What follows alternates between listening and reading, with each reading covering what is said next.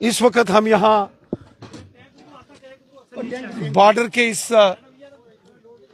इलाके सुरनकोट में पहुंचे हैं।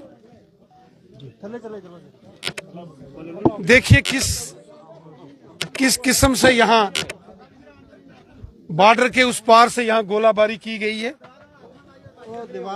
ये सुरनकोट का एरिया है जो बहुत इंटीरियर में है, ये बॉर्डर से कोसों दूर है। अगर सुरनकोट शहर में रिहायशी इलाकों में आके आर्टिलरी के तकरीबन मेरे आइडिया में 120 पाउंड का ये होगा, 120 पाउंड से कम ये हैवी आर्टिलरी का इस्तेमाल किया गया है और रिहायशी इलाकों में किया गया है। हम यहाँ आए हैं, चौधरी जुल्फकार साहब, इकबाल मलिक साहब और यहाँ के तमाम साथी शहरदारी। बड़ा अफसोसनाक है, बड़ा अफसोसनाक है और हम ऊपर वाले का शुक्र अदा करते हैं कि यहाँ जानी नुकसान किसी का नहीं हुआ। माली नुकसान, लोगों की प्रॉपर्टी, मकान तो ये पूरा खत्म हो गया। वो एडमिनिस्ट्रेशन गवर्नमेंट के लेवल पर जो भी फैसला लिया जाएगा यकीनन लिया जाएगा। लेकिन आज हम यहाँ पहले सुरनकोट, इसके बाद पुंछ और उसके बाद मेंढर के तमाम इन सरहदी इलाकों का, गांव का दौरा कर रहे हैं, लोगों से मुलाकात कर रहे हैं। सरकार किस तरह की मदद जो है इन लोगों की करेगी, क्योंकि ये पहले ही लोग सरहदों के ऊपर इससे पहले जो है मुतासर रहे हैं और आज देखिए, चूंकि जंग जैसे हालात बने हुए हैं और पूरे जम्मू कश्मीर के बॉर्डर के इलाके, आपने देखा जम्मू को निशाना बनाने की कोशिश की गई, श्रीनगर, पूरे वादी कश्मीर को निशाना बनाने की कोशिश की गई, पुंछ शहर को तो तहस नहस करने की साजिश और कोशिश हुई। यकीनन ये एक नेशनल इमरजेंसी है।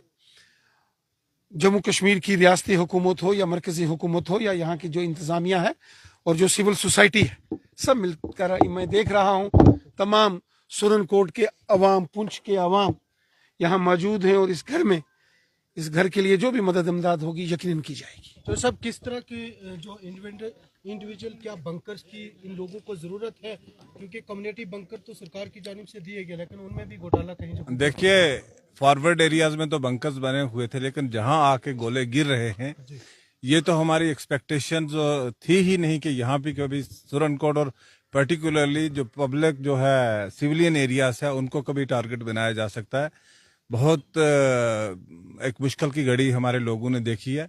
हम दुआ करते हैं अल्लाह से कि जो सीज फायर हुई है ये कायम रहे और आगे जो मिलिटेंसी की वारदातें हैं वो भी ना हो, अमन कायम हो। इस घर में, जिस घर में हम आए हैं रविंदर रैना साहब के साथ, इस घर में आप देखिए यहाँ की बच्ची जो है वो अभी भी हॉस्पिटल के बीच में है और जख्मी की हालत में है।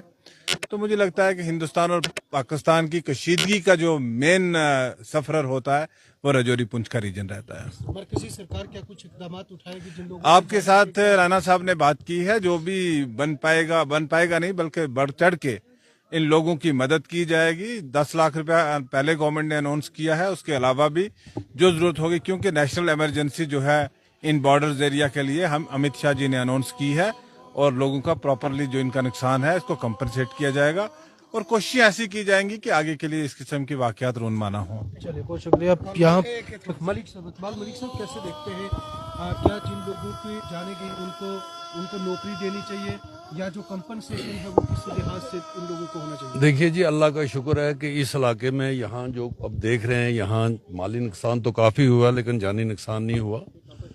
पुंछ में ज़रूर माली जानी नुकसान हुआ है और मुझे उम्मीद है कि गवर्नमेंट इस पर सोचेगी और जहाँ जहाँ मवात हुई हैं उनके लवाकिन के जो भी डिज़र्व करते होंगे उनको नौकरियां भी और बाकी भी जिस किस्म की इमदाद होगी उस पर गवर्नमेंट को विचार करना चाहिए, गवर्नमेंट को देना चाहिए। सर, SDRF के तहत मुआवजा बहुत कम दिया जाता है, क्या सरकार इसको बढ़ाने की कोशिश करे? देखिए, ये तो हमारे लेवल की बात नहीं है। अभी चीफ मिनिस्टर साहब भी आए हुए हैं, ये गवर्नमेंट की बातें हैं, ये गवर्नमेंट ही इस पर बता सकती है। हमारे रैना साहब, जो हम तो दिल्ली की बात कर सकते हैं, वहाँ हम रिक्वेस्ट कर सकते हैं, कह सकते हैं कि ज्यादती हुई है, ये कम है, इसको ज्यादा किया जाए।